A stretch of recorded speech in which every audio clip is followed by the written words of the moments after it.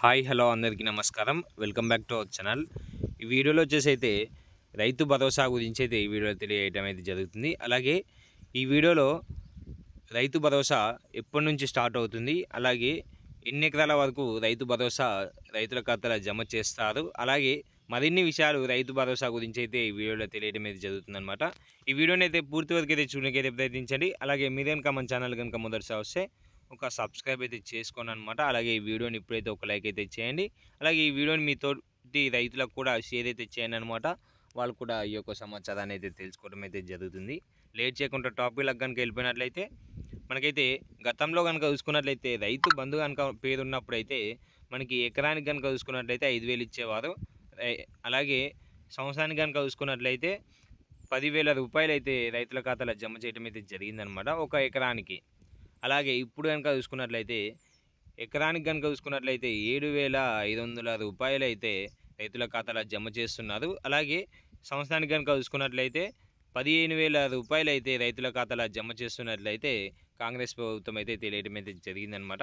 ఈ రైతు భరోసా ఎప్పటి నుంచి స్టార్ట్ అవుతుంది అంటే మనకైతే దాదాపు ఎకరం ఉన్న రైతులందరికీ అయితే 20వ తారీఖులోగా రైతుల ఖాతాలో జమ అవుతాయని అయితే కాంగ్రెస్ ప్రభుత్వం అయితే తెలియడం అయితే జరిగిందనమాట. అలాగే రైతు రుణమాఫీ కూడా 15 ఆగస్టు లోపట్ల మనకైతే రైతుల ఖాతాలు అందరి ఖాతాలల్లో రుణమాఫీ కూడా చేస్తామని అయితే తెలియడం అయితే జరిగింది.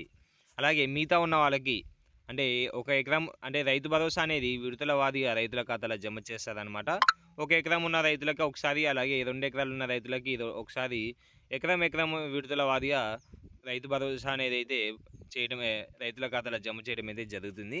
అలాగే ఈ రైతు భరోసా అనేది 5 ఎకరాల వరకే రైతు భరోసా జమ చేస్తారా, లేకుంటే 10 ఎకరాల వరకు జమ చేస్తారా, లేకుంటే 20 ఎకరాలకు జమ చేస్తారా?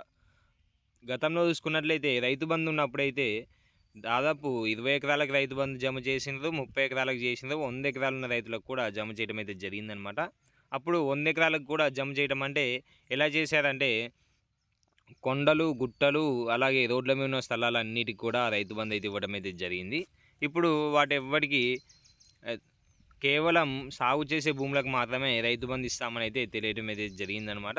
ఈ సాగు చేసే భూములకు మాత్రమే ఎన్ని ఎకరాలకే రైతు బంధు ఇస్తుందంటే దాదాపు 10 ఎకరాల వరకు రైతు బంధు ఇస్తానైతే కాంగ్రెస్ ప్రభుత్వం అయితే తెలియడం అయితే జరిగింది. మనకైతే ఖచ్చితంగా 10 ఎకరాలున్న రైతులందరికీ అయితే రైతు భరోసా అయితే ఇవ్వడం అయితే జరుగుతుంది. ఆ కంటే 11 ఎకరాలున్న 12 ఎకరాలున్న రైతు భరోసా అనేది అయితే ఖచ్చితంగా వాళ్ళకైతే చెల్లించదని అయితే తెలియడం అయితే జరుగుతుందన్నమాట.